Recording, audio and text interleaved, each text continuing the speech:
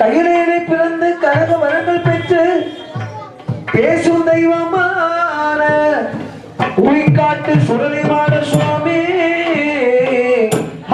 வழி துணையாக வருவார், நமக்கும் வழி துணையாக வருவார்.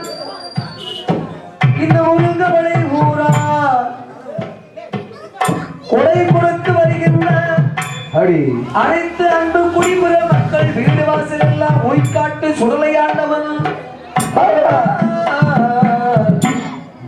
உன்னை நம்பி வருவார்க்கு உலகில் ஒரு இல்லையே ஐயா ஐயா ஆண்டவா நமக்கு துணையாக வருவாய்.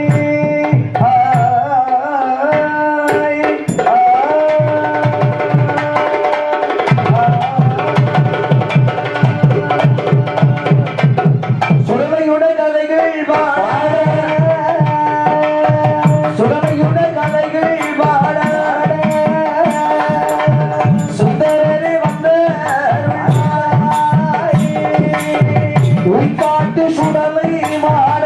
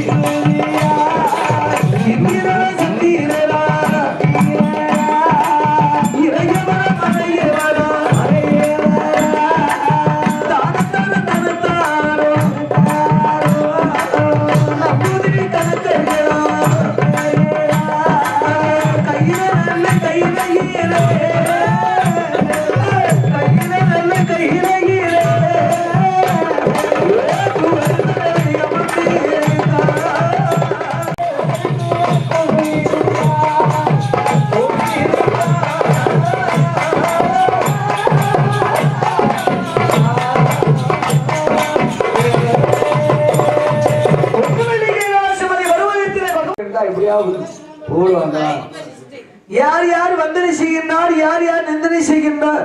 அம்மா, ஆண்டவனை யார் யார் வேண்டிக் கொண்டிருக்கிறார், யார் யார் நோண்டிக் கொண்டிருக்கிறார், யார் யார் வேண்டாமல் இருக்கிறார்?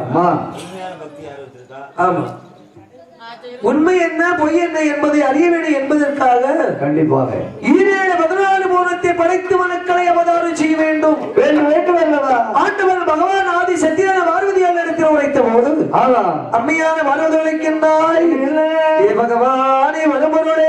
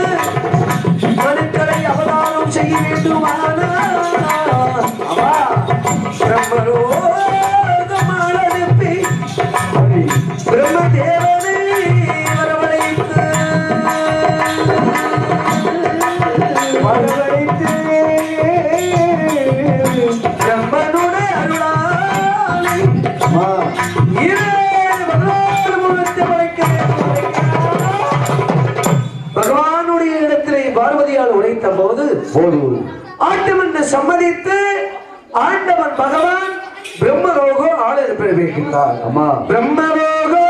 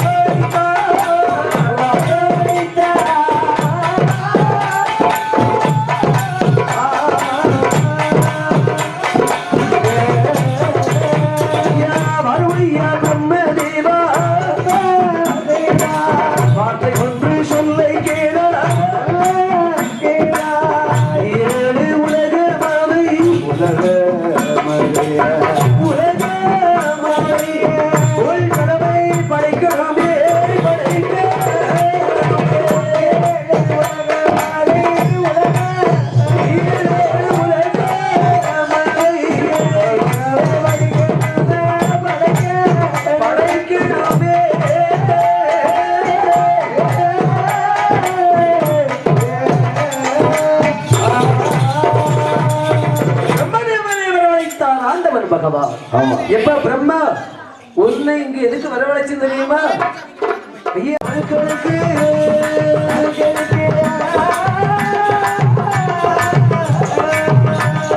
பகவான்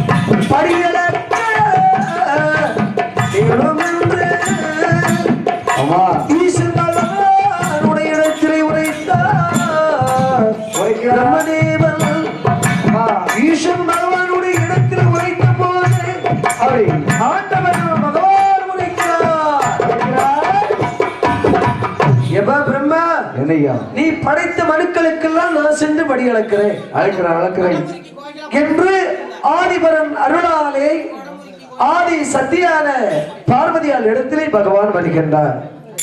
ஏ பெண்ணே உண்மையாலே பார்வதி அப்படி பிரம்மன் படைத்த மனுக்களுக்கெல்லாம் பிரம்மன் படைத்த மனுக்களுக்கெல்லாம் சென்று சரி படி அளக்க வேண்டும்.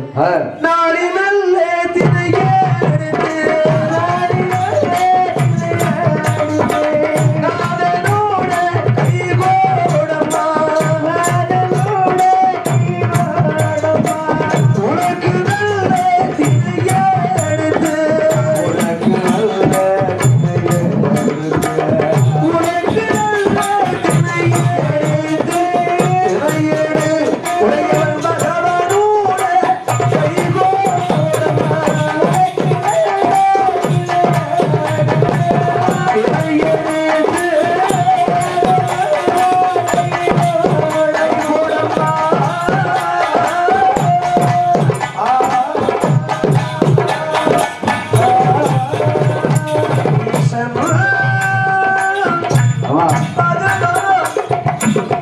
ஆதி சக்தியான பார்வதியா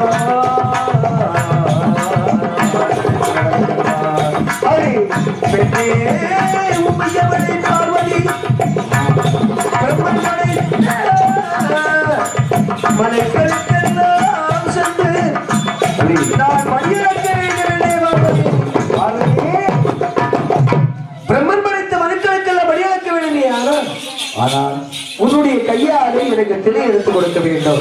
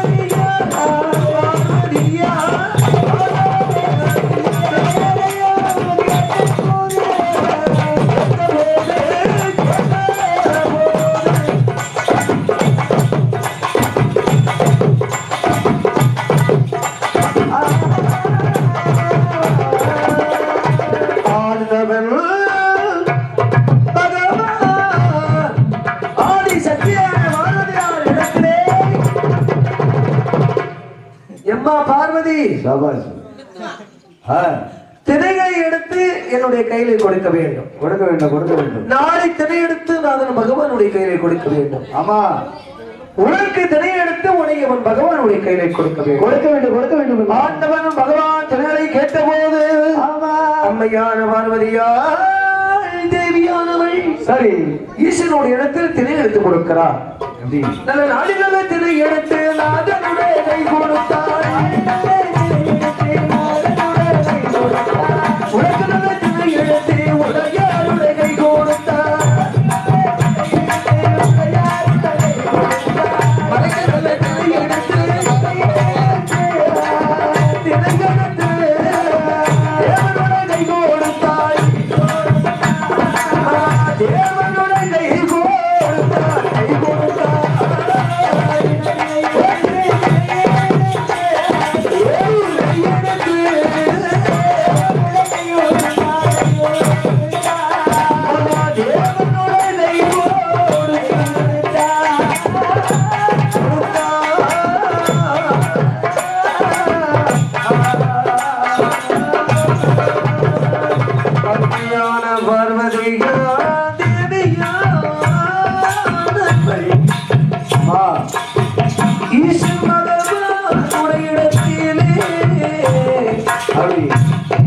நான்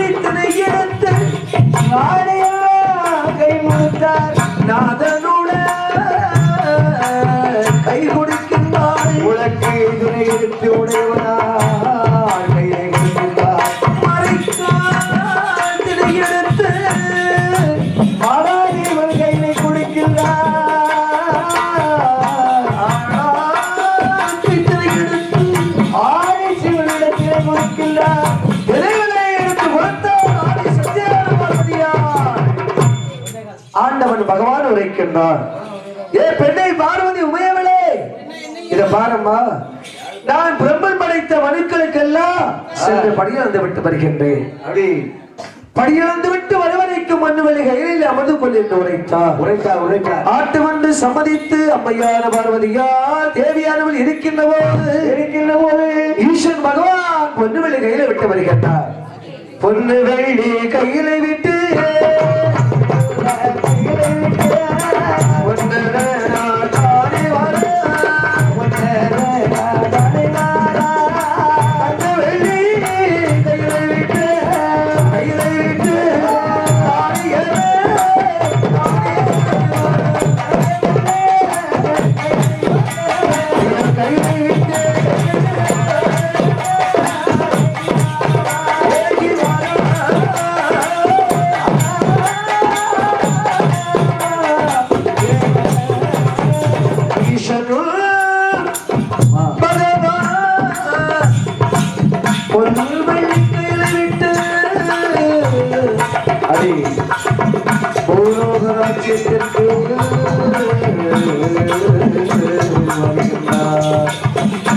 ஆண்டவன் பகவான் வருகின்ற போது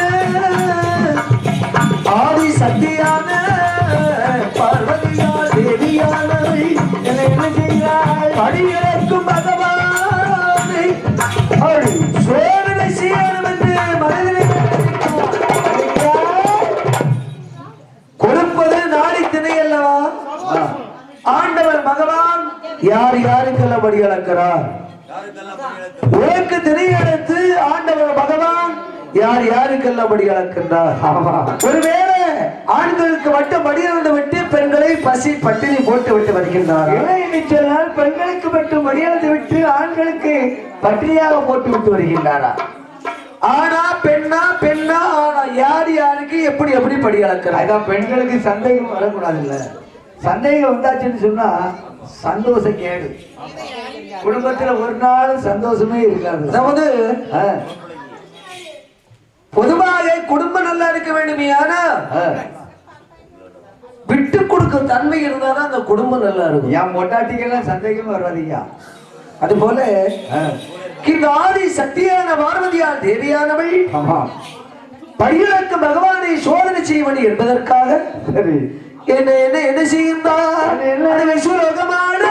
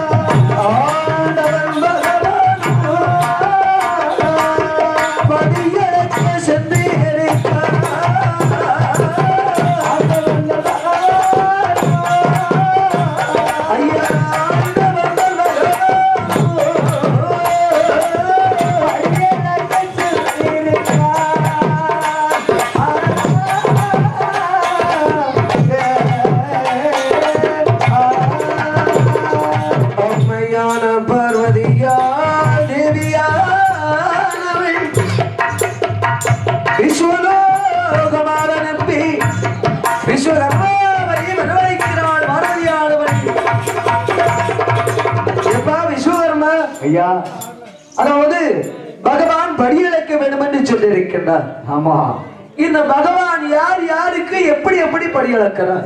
படியளக்கல்ல. ஒருவேளை ஆண்களுக்கு மட்டும் படியளந்து விட்டு பெண்களை பசி பட்டினி போட்டு விட்டு வருகின்றாரா? ஆமா. இல்லை என்றால் பெண்களுக்கு படியளந்து விட்டு ஆண்களை பசி பட்டினி போட்டு விட்டு வருகின்றாரா? அறிய வேணும், தெரிய வேணும், ஆனா இது பார்க்க வேணுமே. ஆனா ஒரு காட்சி ஒரு கம்பு வெட்டி காட்சி ஒரு கம்பு வெட்டி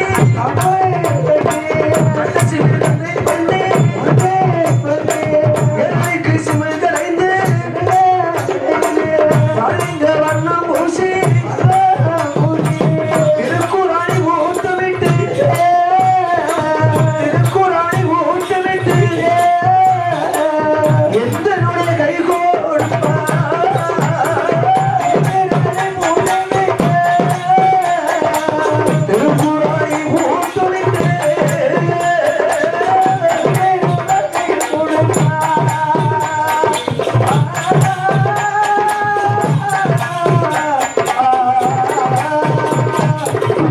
அம்மையார் பார்வதியானவள் விஸ்வகர்மாவை வரவழைத்து உரைக்கிறார்.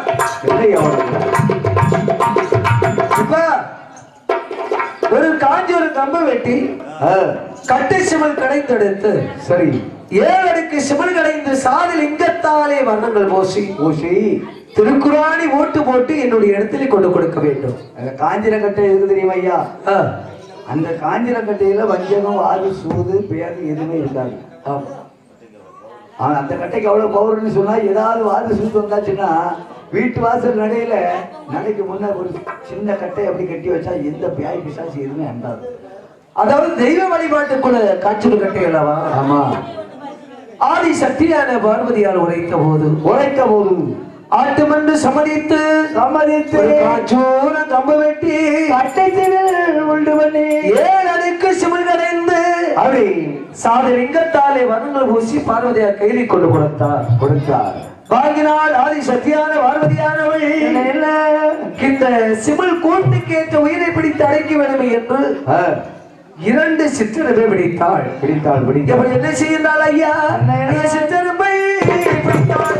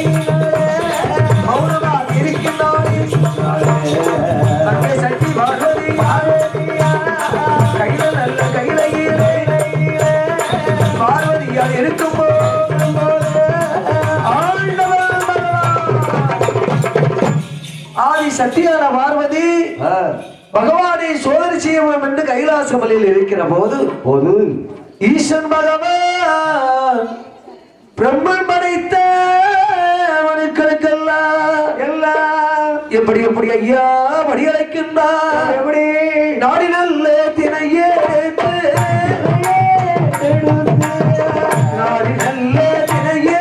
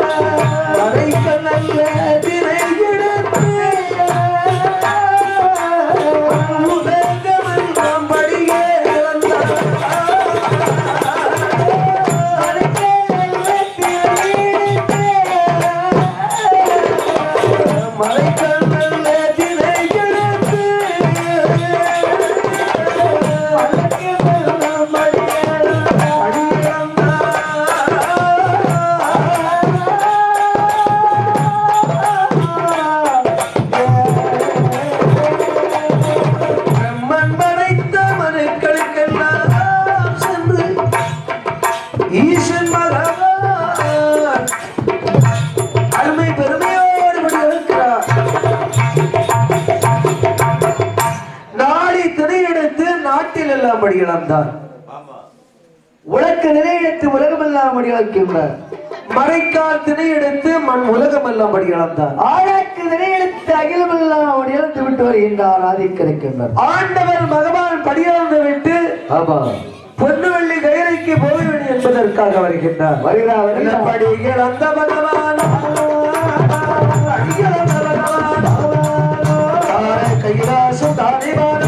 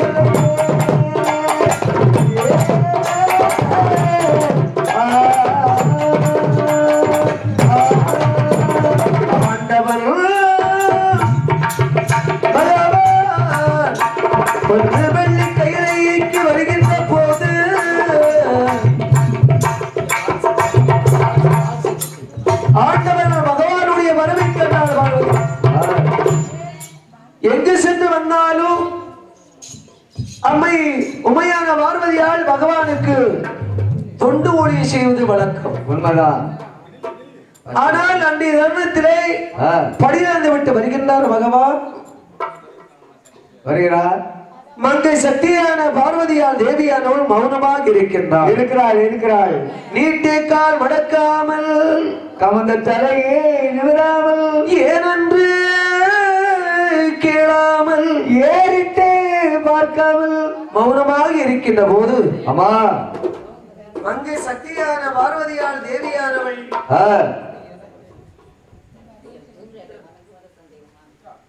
மௌனமாக இருப்பதை பார்த்தார் பகவான்.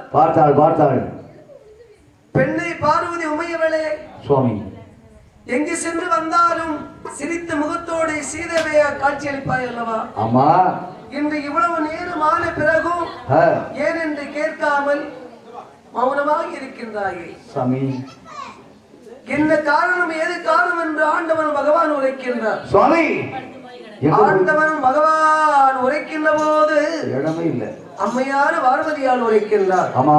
ஏ பகவானே பரம்பொருளே, என்ன பிரம்மன் படைத்த மனுக்களுக்கு யார் யாருக்கு எப்படி எப்படி தங்கள் படியளந்தீர், அந்த படியளந்த விவரம் அதை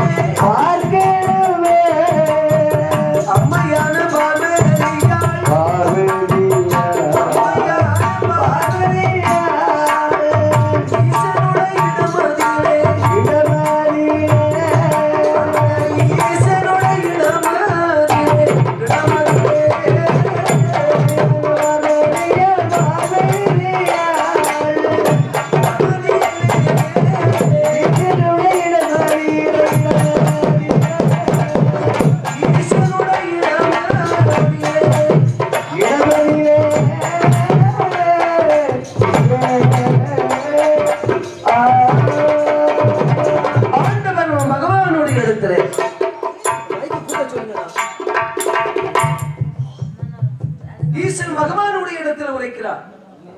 பகவானே பரம்பொருளே,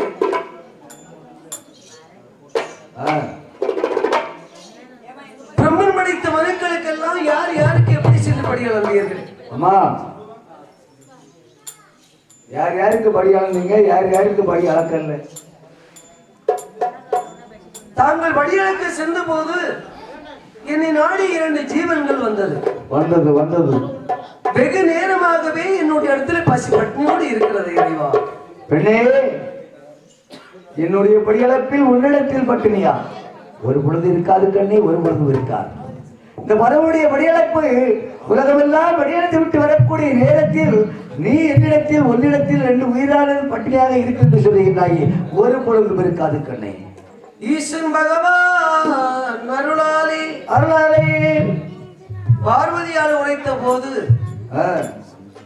பகவான் உரைக்கின்ற பெண்ணை பார்வதி, என்ன சுவாமி, உன்னுடைய இடத்திலே பசியோடு இருக்கும் உயிரை திறந்து விட பார்க்கலாம் என்று உரைத்தார். நாம 2 பேர் இருக்கிற இடத்துல விட முடியாது. தேவர் சபையை கூட்ட வேண்டும். 4 பேர் முன்னிலையில தான் நம்ம சபையை திறந்து விட முடியும். அம்மா, நீங்க பெருசா நான் பெருசா பார்க்கணும்ல. ஆட்டுமன்ற சம்மதித்து தெய்வலோகத்தில் வருகின்றார். வருகிறார். தெய்வலோகத்தில் வந்து தேவனுடைய சபையிலே வந்து அம்மா அந்த சிமல் கோட்டை திறந்து விடுகின்றார். அந்த சிமல் கோட்டை திறந்து விடுகின்ற போது அங்கு என்ன நடக்கிறது? என்னையா அந்த சித்திரம்பை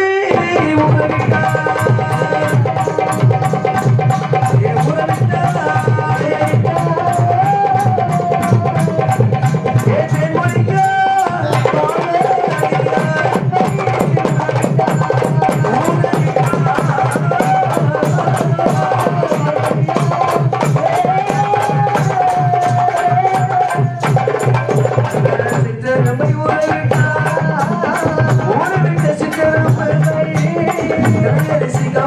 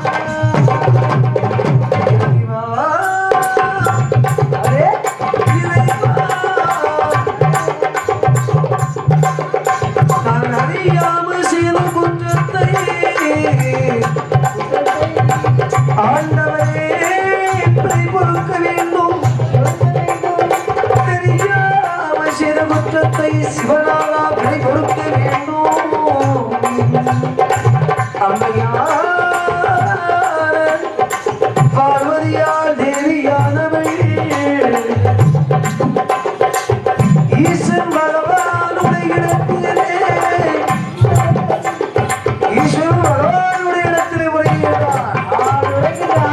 பகவானே பரம்பொருளே அறியாமல் செய்த குற்றத்தை ஆண்டவரை வழிவறுக்க வேண்டும் தெரியாமல் செய்த குற்றத்தை சிவனாத வழிவறுக்க வேண்டும் 6 விலையே 100 குற்றங்கள் அறியாமல் செய்த போதிலும் எனக்கு பிழை பொறுத்து மன்னிப்பது உங்களுடைய கடமை அல்லவா ஆட்டு வந்து சம்மதித்து பார்வதியானவள் பகவானுடைய இடத்திலே உரைத்தாள் அந்த நேரத்திலே பகவான் உரைக்கின்ற பெண்ணை பார்வதி இத பாரம்மா அதாவது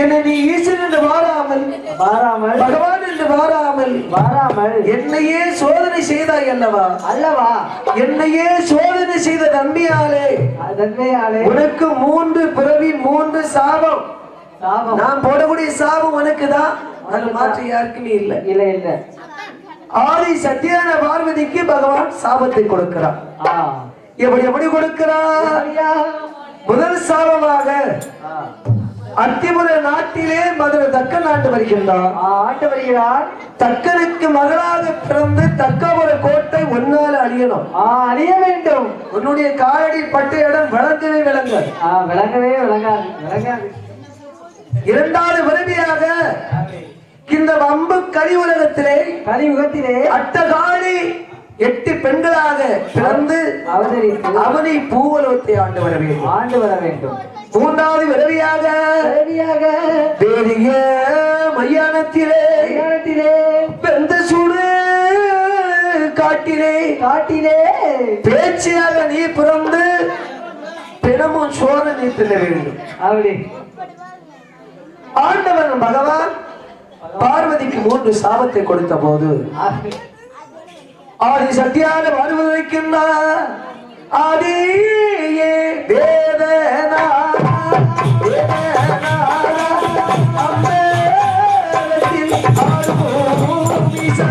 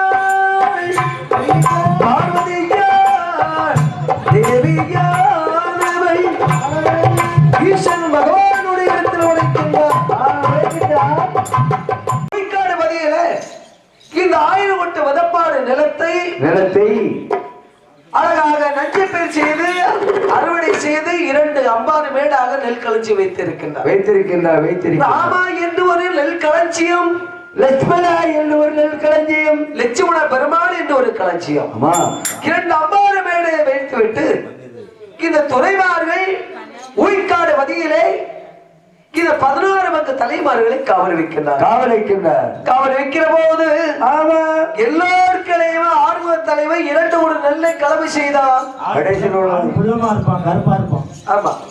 கலவை செய்துவிட்டு நல்ல போரை அங்கே காவல் இருந்து வருகின்றார் இந்த துறைவார்கள் இந்த நெல்லை வியாபாரம் செய்ய வேண்டும் என்று இருக்கிற போது திருச்செந்தூர் பக்கத்தில் இருக்கின்ற மாநாட்டு தேனியில் உள்ள நெல் வியாபாரிகள் உயிர்காடு வதைக்கு வியாபாரம் செய்ய வேண்டும் என்று வருகின்றார்கள் அம்பாறு வீட்டிலே சென்று பார்க்கிற போது எப்படி எப்படி இருக்குது ஐயா நல்ல கண்ண கோலு வைத்திருக்க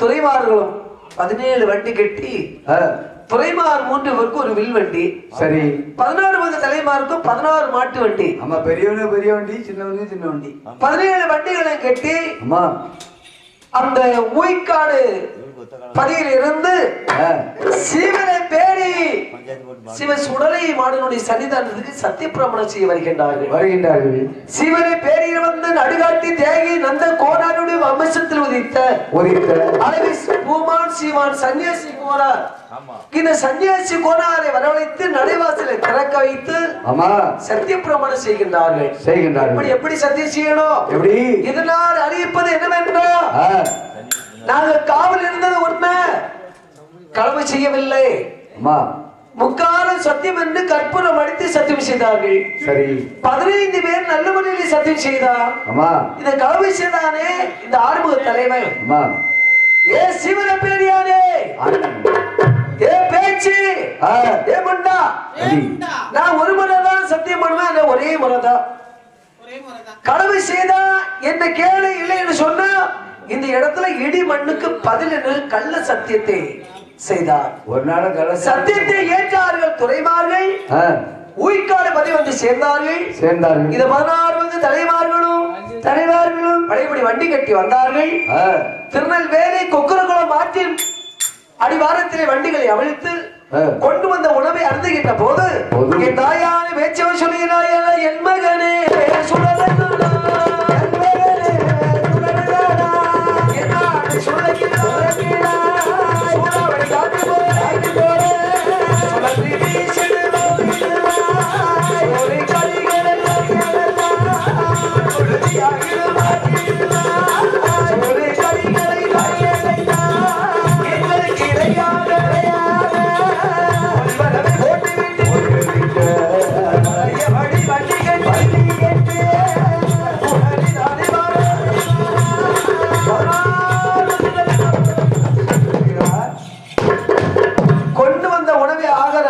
என்பதற்காக உரைக்கின்ற போது முண்டனை பார்த்து பேச்சியம்மா சொல்றேன் மகனே முண்டா நம்மளுடைய வாசலில் கள்ள சத்தியம் செய்து விட்டு உணவருந்த போறா ஒழுங்கா உணவருந்த விடலாமா விடக்கூடாது நீ சூறாவளி காற்று போல சுழந்தி வீசணும் என்று உரைத்தால் இவன் தான் கள்ள சத்தியம் முண்ட சுவாமி அழகாக சூறாவளி காற்று போல சுழந்தி வீசி சோறு கறி எல்லாம் மண்ணோடு மண்ணாக்கிறார் மீன்களுக்கு இடையாக போட்டு விட்டு தண்ணீரை கோரி குடித்து விட்டு பழையபடி வண்டி கட்டி வருகின்றார் என் சிவன பேரை சொல்லையாண்டவன் வெள்ளாடு வடிவம் கொண்டு வருகின்றார் ஆட்டை பிடித்து ஊய்க்காடு பதிலை கொண்டு வந்தார்கள் 16 பங்கு வைத்தார்கள் முதல்ல பங்கு வைக்கும் போது 4 பங்கு இருக்கு 12 பங்கு காணல இரண்டாவது பங்கு வைக்கிற போது 16 பங்கிலே 12 பங்கு இருக்கு 4 பங்கு காணும் இப்படி மாறாட்டம் செய்து வருகிற போது மீது உள்ள கறிகளை எல்லாம் சோறு கரியுமாக கலந்து வைத்து பார்க்கிற போது என் ஆண்டி மாயாண்டி ஓய்க்காடு பதிலே அட்டகாசம் செய்து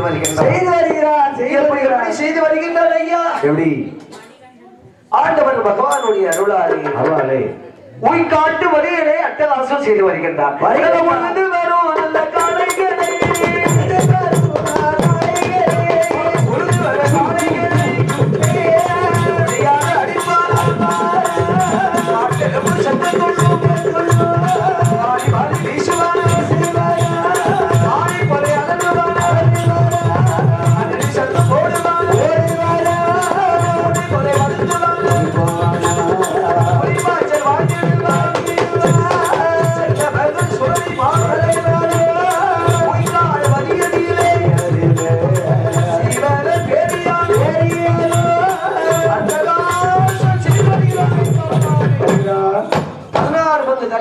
பார்க்கிறான். என்ன இப்ப இது பெரிய அட்டகாசமா இருக்கிறது. நாளுக்கு நாளாக உயிர்காடு வழியிலே அநியாயம் நடந்து வருகிறது. யார் யார் இந்த வேலை என்று பார்க்க வேண்டும் என்று இந்த 11 மங்க தலைவர்களும் ஒன்றாக சேர்ந்து கொண்டு குப்புக்குறிச்சி நாடு நகரத்தில் வருகின்றார் ஆண்டவன் பகவானுடைய அருளாலே இந்த உயிர்காடு வதியிலே இருந்து துறைமார்கள் குப்புக்குறிச்சி நாடு நகரத்துக்கு வருகின்றார் அல்ல வள்ளி குரமகளுடைய இடத்திலே வந்து எம்மா என் வள்ளி குரமகளே, எங்க உயிர்காடு வதியிலே நாளுக்கு அட்டகாசம் நடந்து வருகிறது. அநியாயம் நடந்து வருது. என்ன மாயம் என்று குறிப்பிரம்பிலை பார்த்து சொல்ல வேண்டும் என்று உரைத்தார். அந்த நேரத்திலே வள்ளி குரமகள் உரைக்கின்றார். எப்படி எப்பா என் துறைமார்களே, ஆமா அதாவது சீவரை பேரிலே சென்று அழகுடைய வாசலிலே கள்ள சத்தியம் செய்த தன்மையாலே சீவரை பேரை சுடலையாண்டும் உயிர்காடு வதையை வந்து அட்டகாசம் செய்து வருகிறார். அநியாயம் செய்து வருகிறார். ஆகையால இந்த உயிர்காடு வதையிலே நிம்மதியாக வாழ வேண்டுமே. ஆனால் சீவரை பேரிலே சென்று நடுகாட்டு தியாகி நந்த கோடானுடைய கையாலே பச்சை மண் கலசத்திலே பிடிமண்ணை எடுத்துக்கொண்டு உயிர்காடு வதியிலே கண்டு நிலையம் போட்டு கொடுத்தால் மட்டும்தான் இந்த உயிர்காடு பதி நிம்மதியாக இங்க வாழும் மக்கள் நிம்மதியாக வாழ்வாங்க. இந்த குலத்தையுடைய வார்த்தை காதை கேட்டுக் கொள்ள குலத்தையோட வார்த்தை கேட்டு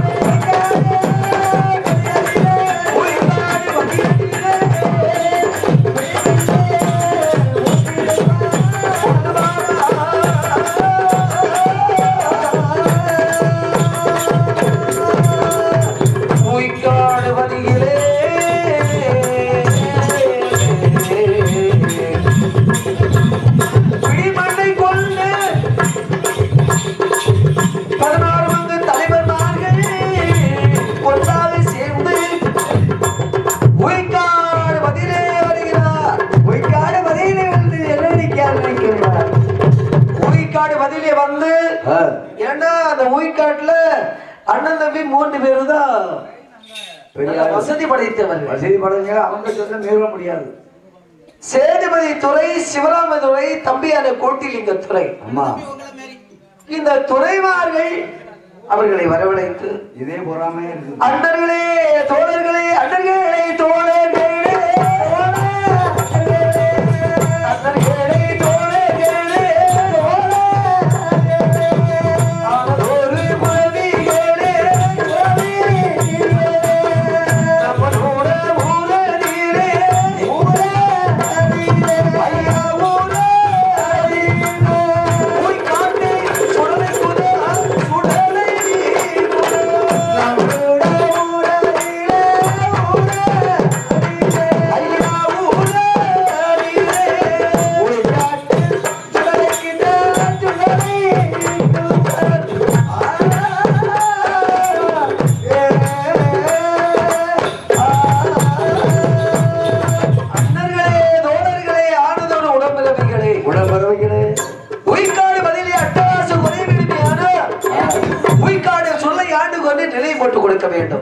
கொடுக்க வேண்டும். எங்கே